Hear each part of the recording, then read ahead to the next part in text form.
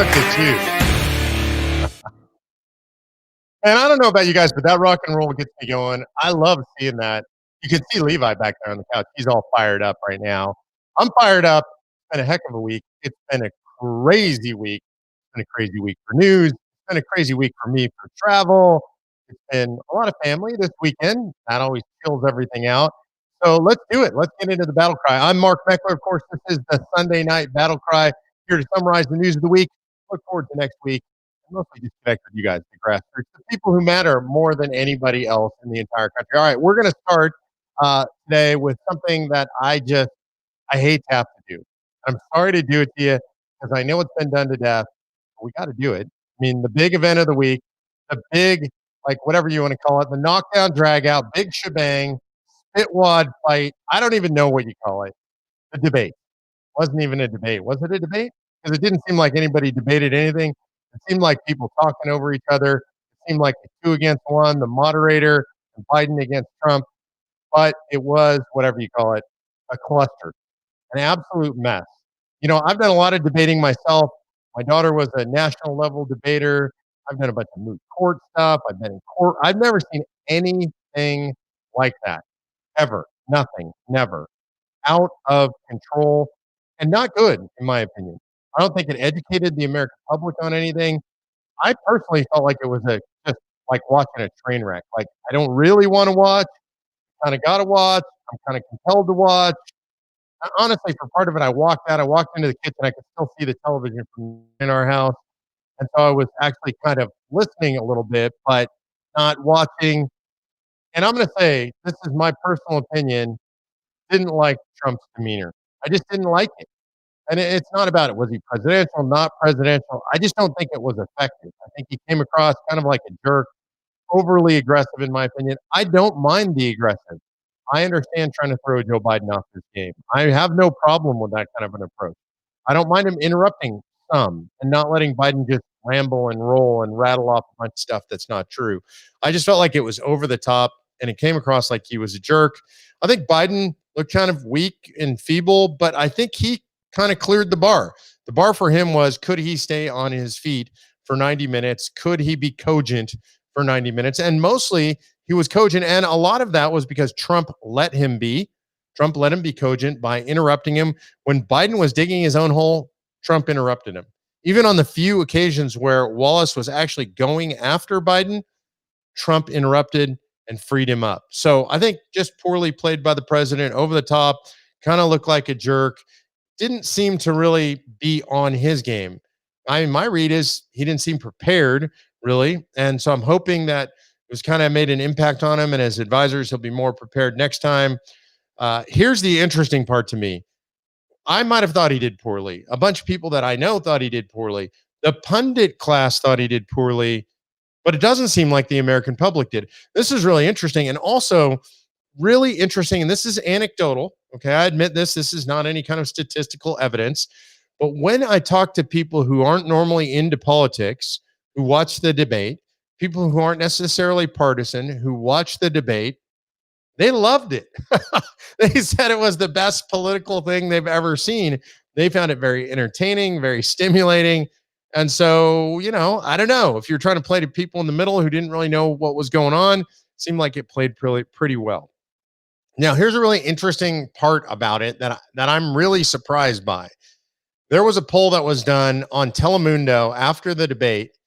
Telemundo, Spanish-speaking television, fully two-thirds of Spanish speakers who watched that on Telemundo said that Trump won the debate. Like, so it was not even close. It wasn't no 50-50 thing. It was two-thirds said that Trump won that debate. And so I'm trying to figure out why exactly that is, because that doesn't match the polling across the rest of the country. And I think I'm just guessing here. I think there are probably two factors. One is, I think one of the factors is language, perhaps. So if you were watching that debate and you're a Spanish speaker and maybe you're having it translated for you, right? So it's dubbed over or something. I don't know whether it's dubbed over or there's subtext or what's there, but how could you do that? Can you imagine trying to dub over that to try and say what they're saying? I mean, it was just a cluster. It'd be crazy. So I'm guessing that it was much more clear in Spanish than it was in English, right? Whether it was done in subtitles or whether it was done being dubbed over, probably more clear because who's ever doing it, whether you're typing it or actually speaking it, you have to try and sort out the noise and say what's actually being said. And I think if you do that on substance, Trump wins far and away on substance. And so then it becomes not a matter of style, it becomes substantive. And I think that gives him the large majority of Hispanics who listened in Spanish or watched in Spanish that said he won that debate. The second is also potentially a cultural thing. And if you think about culture down in South America and Central America, there is either an affinity for or a long history with sort of strong men leaders, strong male leaders. And I don't necessarily mean always positive. I mean people with overbearing personalities. In some cases, we see people who are actually rising to the top on the strongman kind of image. And so there is a cultural thing down there that this is a kind of a leader that they're used to. And so I think this is, I don't know why, honestly. I'm just surmising. I have no idea why. Obviously, as somebody who doesn't speak Spanish, I'm not communicating with primarily Spanish speaking people, but I think it's really interesting numbers. I think if you look at Trump's numbers among Hispanics, he's winning. Like according to the latest Marist poll, I think it's 52 to 40. Here, let me look up. I can pull up the numbers. They're incredible. I mean, he is winning among Hispanics. Let's see. So the latest Marist poll, Trump's up 50 to 46 over Biden. Quinnipiac shows Trump 45 to 43 in Florida over Biden. Those are incredible numbers. Even in Miami-Dade, not traditionally a super Republican place, it's neck and neck there. Trump's doing very well at the Hispanic vote. He did very well at the Hispanic vote in 2016 and looks like he's going to do much better this time around. So I think that's incredible. By the way, largest minority voting bloc for the first time this in 2020 will be the Hispanic vote. So Trump playing well to the Hispanic community. That's a very interesting vote. He's got them culturally as well. There is a long history of family culture, a lot of Roman Catholics, a lot of evangelical Hispanics, very strong family orientation. So this is an interesting play for Trump to be going after the Hispanic vote. I think the campaign's done a really good job with the Hispanic vote as well. You always see a lot of Hispanics for Trump or Latinos for Trump at the Trump rallies. I don't know. Could this be the difference? Hard to say. We're going to see in just about a month, right? All right, here's the big elephant in the room this week, Trump and COVID. So Trump gets diagnosed with the Wu flu. Melania gets diagnosed with the Wu flu. I heard Kellyanne Conway has the Wu flu. Hope Hicks has the Wu flu. It's going to run through the White House staff. There's a lot of it going around right now. And so how does that play? First of all, let's say big thoughts, wishes. We should all pray for all of our leaders and for anybody we know that gets sick. So I know there's millions and millions of people praying for Donald Trump and his family and for all the White House staff that are at risk or are already sick. We should do the same. And I will tell you that's something I do every night. I do it during the day. I'm thinking about the president, well wishes to the president. And by the way, I would do that whether it was Donald Trump or Barack Obama or Joe Biden. We should always pray for the health and the wisdom of our leaders. So to Trump, Donald Trump and Melania Trump, their family and everybody else in the White House and on their staffs, we pray a speedy recovery for the Trumps, and we pray for the good health of everybody on the staff, protection of everybody on the staff. So the big question then becomes, we're 30 days out from an election. How in the heck does this play into the election? And I think a lot of it has to do with how well Donald Trump recovers. Of course, he's going to get the finest medical care available on the planet. He's at Walter Reed, which is going to be one of the finest medical facilities. Obviously, he's going to get whatever the best therapeutics are. He's going to get the round-the-clock treatment, the very best doctors. Chances of recovery, obviously, very good. I think it's a question of how ill does he get and how quickly does he recover. Right now, doctors are saying he is a good chance to be released tomorrow, which is Monday. That would be a pretty quick recovery. He is saying he's getting firsthand experience with COVID. It's not book learning. It's real world learning. He's learning a lot while he's there. I think it's going to allow him to have sympathy for others. He's going to make him an empathetic figure in regard to COVID. And if he recovers fairly easily and fairly quickly, I think that plays into Donald Trump's narrative. These folks are overplaying it. I got sick. Melania got sick. A bunch of people in the White House got sick. And while it is very serious for some members of the American public, it absolutely is. We have over 200 deaths now. We don't want to downplay it. But for most people, for most of us, not that serious. And I think if that happens, I think that relieves a lot of pressure on Donald Trump. And I think this plays fairly positively for Donald Trump. Of course, if he gets really sick, if this goes on and on, all bets are off. I think that becomes a much more difficult play, obviously, for the president politically, obviously, personally, dealing with the illness and others. And he does have comorbidities, right? He is overweight. And so it'll be interesting to see what happens out of this. And again, most importantly, our prayers and well wishes for the president, his family, staff, anybody else is with him. Today, by the way, he took a little joyride outside of Walter Reed. People are freaking out on this. I'm sure the people who did it with him, they understand what they're doing, where they're at. The doctors who are treating him understand the risk. But he wanted to greet, and this is something he's really good at, greet the supporters who were out in the street wishing him well out in front of Walter Reed. So president did that. Hopefully he will be released tomorrow back to the White House, and we'll see how this plays. All right. While we're talking about health stuff, I want to talk about our friend Dan Bongino. You know, Bongino's a really good guy, a great American patriot, really hitting his stride in his career as a public media figure. If you don't remember, Bongino was a Secret Service agent, came out of the Secret Service, wrote a book, became a Fox News regular, then a Fox News contributor. So he was on all the time. Ultimately, his own podcast. His podcast now, I believe, is in the top 5 conservative podcasts out there. Really incredible numbers for Bongino. And here's what I like about Dan Bongino. I got to say, he says where he stands. He's very blunt about it. He's probably the top expert on the Russiagate hoax. He's now written 2 books on it. If you want to know what really happened in Russiagate, how bad it was, how deep it goes, how high it goes, Bongino's done the best research on that. Here's the thing I like about Dan the most, whether you like his broadcast style, whether you read his books or not, he's reinvesting in the future of free speech. So Twitter, the censorship machine, you guys understand that it's a socialist censorship machine, right? This is where the woke scolds live. This is where the radical left lives. This is where the Marxists live. They censor conservative speech all the time. So Bongino invested in Parler. I think it's actually pronounced Parley, but hey, we're Americans. We call it Parler. He invested in Parler, elevated that platform as a competitor to Twitter, excuse me, and it's kicking butt. I mean, it's really doing really well. If you're not there, you need to go there. Go to parler.com, get signed up. I'm there. Bongino's there. Levin's there. Lots of people are there. I mean, it is becoming a major platform. It's not Twitter yet, but it's big. And by the way, what you won't find is all the nastiness and trolls and viciousness. You see some of the trolls there. The good news is what I see is people like us, our position on the trolls on Parler is just ignore them. You know, there's an old rule. It used to apply on Twitter. I don't think most people follow it. Don't feed the trolls. And so you don't see much of that. Like they will post obnoxious, rude, vicious, mean, offensive stuff, and there's no censorship there. They'll post this stuff, and people won't even downvote them. People won't even say anything about it. People won't respond to it. And so it's really disappointing and frustrating if you're a troll there and you're screaming into the silence. And so I think that's a good thing. Bongino just also invested in another platform called Rumble. Rumble is intended to be an alternative to YouTube. So he's posting his videos there from Bongino Report. I'm seeing a lot of other people start to migrate there. YouTube, of course, another part of the censorship world with Google. And so I think he's doing something really good. He's putting his money where his mouth is. He's actually investing his money, investing his persona, investing his time and energy in free speech platforms. And I want to be clear, they're not conservative platforms.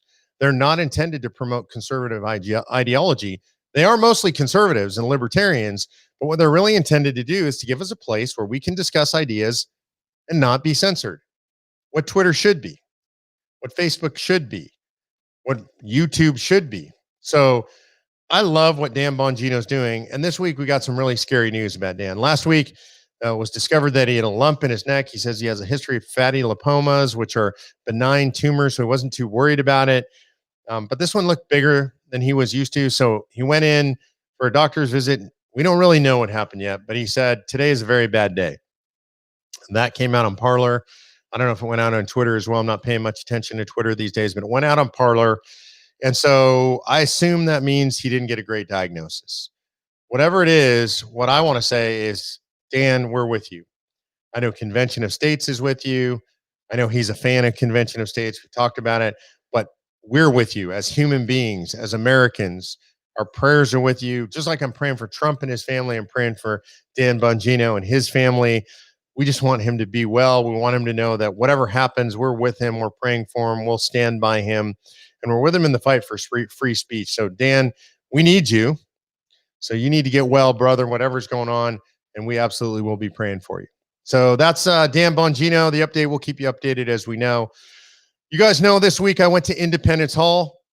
Man, what an experience. What an absolutely incredible experience. A lot of you guys I know, you've been to Independence Hall. If you haven't, it should definitely be on your bucket list to be in the place, in the room where the Declaration of Independence was debated and signed, where the Constitution was debated and signed. You can see it up behind me on the wall up there. There's the Declaration back behind my head. To be in the room where that stuff happened, to see the tables where these men sat, to see some of their actual walking sticks sitting on the table, to see the chair where Washington sat with the famous sun on the back of it. When Franklin asked the question, I knew not whether the sun was rising or setting on our nation. I know now, indeed, it was a rising, not a setting sun. That's what he said at the end of a convention. That actual chair is there. The chair, not a replica chair. It was incredible to be in there. I was there with Rick Green. We were filming some stuff for Constitutional Live. His family was there. I love his family. They are incredible.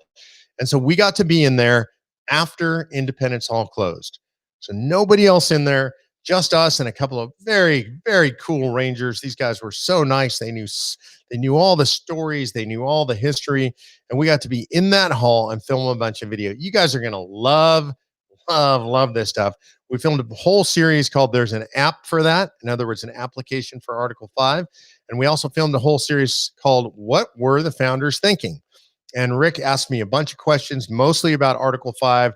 Why did the founders put it in? What were they thinking? Why shouldn't we be afraid of it? Dealing with all the objections. It was truly amazing. You guys are going to get to see some of this stuff. We also did a promotion for the new Constitutional Live training. By the way, you need to go constitutioncoach.com it's conventionofstates.com/constitutional live. And you can get signed up. I think it's Constitutional Coach, also Constitutional Coach /COS. You can get signed up to be a coach, get signed up for our next round of training. That round of training begins October 12th. I think we finish up this class this week, which is Monday of this week. So get signed up. Definitely want to be engaged in that. You definitely want to see what it was like to be in Independence Hall. And you need to go there for sure. If you've never been there, you absolutely need to go there. All right. Here's a question for you guys. And I realize this is a bit Texas centric. I can do that. I live in Texas now. I escaped California for Texas. I came to Texas because I believe this is a place where the spirit of liberty lives strong in the hearts of the people. I believe Texas is a place where the history of America is a history that people take seriously and they're proud of. They're proud of their heritage as Texans. We see this in a lot of states across the country, especially states in the South and the Southwest.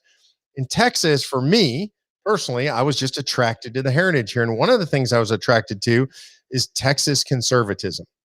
And one of the things that I liked originally about Texas was I thought there was a governor here, originally Governor Perry, then Governor Abbott, that I really liked, that seemed like real true blue conservatives. Well, today, I got to question that. And I think all over the country, you should question that. You might see Governor Abbott on Fox News, and he sounds like a good conservative to you. Well, then we got to ask this question. Why is Florida open under the great conservative leadership of Ron DeSantis? I would say the best conservative governor in the United States of America right now. The highest freedom index is in Florida, not Texas, not Tennessee, not South Carolina. I know you guys love your states. I love my state, but the highest freedom index is in Florida. The best conservative governor is in Florida. What's going on with Governor Abbott? Governor Ducey in Arizona has his state open. Texas is not open. Tennessee just opened. Texas is not open. What is going on out there? What's going on with the governor in Texas? Look, and I'm saying this to you guys, and the reason I'm doing it, I realize it's a national broadcast and this is Texas centric. The reason I'm doing it is because you see Governor Abbott on Texas. He's talking Texas on Fox News. Sounds like everything's great. Sounds like he's such a great conservative. Ain't happening. That's not the real deal. So here's what we're doing. Super important that you know about this. If you guys know people in Texas, or if you're from Texas, next Saturday at the governor's mansion in Austin, we're going to be doing a protest. It is a free Texas, an open Texas protest outside the governor's mansion, October 10th at 11 a.m., probably from 11 to 1. Colonel Allen West, Lieutenant Colonel Allen West is going to be there. We got Senator Bob Hall is going to be there. We got the Ag Commissioner Sid Miller is going to be there. I'm going to be there. Michael Quinn Sullivan's going to be there. A bunch of other grassroots leaders.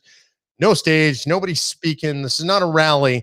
This is a protest. Come, bring your signs, bring your bullhorns, be ready to make some noise. Absolutely peaceful, nonviolent, no property destruction. This ain't Antifa. It's not BLM. These are peaceful protests against Governor Abbott's continuing shutdown. So we need you there. If you want to know how to find out more about that, you can go to Lone Star Agenda on Facebook. Go to Lone Star Agenda and you can find it there. You can research that on Facebook. I'll be tweeting about it. I put that out on my own Facebook page, on the Mark Meckler Show, or my own personal Mark Meckler Facebook page. You can see the flyer. Invite everybody you know. We're going to protest against the continuing lockdowns. We're going to do it right there in Austin, in the heart of Austin, because something's wrong with Governor Abbott, right? It's all at his feet. All right, so got Texas, not such good news. Got Michigan, freaking great news, man. To my Patriot brothers and sisters in Michigan, you just won the biggest victory of all. I don't know if you all watch this, but the Michigan State Supreme Court ruled that the statute under which Governor Whitlis Whitmer was operating with all her emergency madness, maybe one of the worst, definitely one of the worst governors, not necessarily the worst. It's hard to say, man. Is it the governor of Oregon? Is it the governor of Washington? Is it Governor Cuomo? Who's the worst in the country? I don't know. Whitlis Whitmer is definitely up there, but the Supreme Court said the 1945 statute under which she had been operating, under which she had been issuing her executive orders, is unconstitutional. And here's what they said, basically, in layperson's terms. They said a permanent delegation of legislative power of the legislature to make laws, right, had been permanently delegated under this 1945 statute in the case of an emergency, and that was unconstitutional because it caused the legislature to completely abdicate their duty to the people, to represent the people. The governor is not a representative of people. The legislature is, and a permanent delegation of an emergency authority is considered unconstitutional. That means all of Whitlis Whitmer's edicts go away. Man, I wish I could have been a fly on the wall in her office when that hit the fan. Because can you imagine everything she's done? And she's issued more edicts than any other governor in the United States of America. She's been an idiot. She is the queen idiot in the United States of America for sure. There might be a king idiot. Maybe it's her and Cuomo. I don't know. But that has just been completely undercut. And I got to add this because it's probably going to slide away into the smoke of history, and it shouldn't. But our friends at Stand Up Michigan put together a petition drive to open Michigan to overturn that 1945 law. They have a provision that allows them to collect enough signatures to make the legislature vote on this 1945 law. And the same day the Michigan Supreme Court decision came down, our friends over there in Michigan, the grassroots, had put in way more signatures than needed. I think they needed 350,000. I think they got 560,000 signatures to qualify this for hearing in the legislature. It's not needed right now, but these guys, to my friends in Michigan who did this, especially to Ron Armstrong and to Garrett Soldano and all their teams, all the people who work with them, all the people whose names I'm not going to say here tonight because there's hundreds and thousands of them. You guys are grassroots heroes. And the Supreme Court did it for you. You didn't ultimately have to go through this full fight, but you guys proved the power of grassroots. And I'm proud to know you guys. So God bless you guys in Michigan. It's really exciting stuff. All right, let's see. I want to talk a little bit about the status of COS, and then we're going to go to Q&A real quick. Status of COS, Michigan, top of my list. We're very close to a vote in the Senate. I like what's happening in the Senate. The Senate leader, Mike Shirkey, doing a fantastic job there. Lee Chatfield, the Speaker of the House. And I know I keep telling you we're close, we're close, we're close. We are. We're teetering on the edge. We'll pull the trigger when the moment is right. But I just want you guys to know that is still working. I'll be out there soon, no doubt. And I am going to be traveling some in October. We'll talk about that next week because I'm not traveling before next week. So Michigan is really the next state where something's going to happen. I think things look good in a bunch of states. For those of you who don't know, it takes 34 states to call a convention of states. We have 15 in the bag, 6, 7, 8, 9, 10 on tap for next year. It's going to be a crazy year. I'm looking forward to it. All right, last thing, we're going to Q&A. Let's do the question. So we've got Deb Oresco asking, how significant do you feel it is that Biden would not answer the question on packing the court? Deb, I think it's huge, huge, huge. As President Trump might say, huge. It is gigantic that he would not answer that question. I think what's more telling was unbelievable that Mike Wallace would not push him on that. Or Chris Wallace, sorry. Absolutely unfreaking believable. He just directly avoided the question, and Wallace was like, okay, that's great. He should have been pushed on it. I think what we're going to see in the next debate, the vice presidential debate, I think Pence is going to push hard on that question. I think he should. And I think he should get on it like a dog on a bone and not let go. I think it's really critical because I think they intend to pack the Supreme Court. I think the question should be what I would ask Kamala Harris right now, what I would ask Joe Biden is if you think it's okay to pack the court, then are you okay with Republicans doing it right now? Right now, right? Republicans hold the Senate, they hold the House. They hold the Senate, they hold the presidency. Maybe we should force a vote in the House. And why would Democrats vote against that? I mean, they believe in court packing. So I don't believe they believe in it, of course, unless they control both houses and they could pass the legislation. They have the presidency who will sign it because that's what it would take to change the composition of the courts. But I absolutely think that's a really serious thing. All right, Mark White says, question for Mark, doesn't all the hubbub about the Supreme Court these days compel an Article 5 amendment directly redefining SCOTUS? Mark, I'm a huge fan of that. Maybe limit SCOTUS to 9. We could do that, by the way, in our application. That would limit the scope, power, and jurisdiction of the federal government, limit the size of the Supreme Court permanently to 9. I mean, you could be radical and say, hey, let's do it now while we're in control, and let's make it 15. Trump packs the court, and then we just limit it to that number. Yeah, I'm not a fan of expanding the court. I don't want to play those games, but if that's how Democrats are going to play, I guess that the Republicans could play the same way. I'm definitely not suggesting that. Okay, let's see. Loretta J. Warner said, prayers for Dan Bongino. Loretta, thanks for saying that. Do keep him in your prayers. Russ Byman says, what are your thoughts about the Michigan governor? I think she's an imbecile. I'm just being straight about that. And I mean this in all sincerity. I won't say I mean that with all due respect. I don't have respect for her. I think she's not bright. I actually think she's not a very intelligent woman. And I think she's done grave damage to the state of Michigan. I hope they chase her out of politics. All right. Lilith Leonard says, never thought I'd be concerned about Texas being free. Yeah, you're right, Lilith. I feel the same way. I never thought I'd be worried about Texas being free, but I'm here. We're going to fight.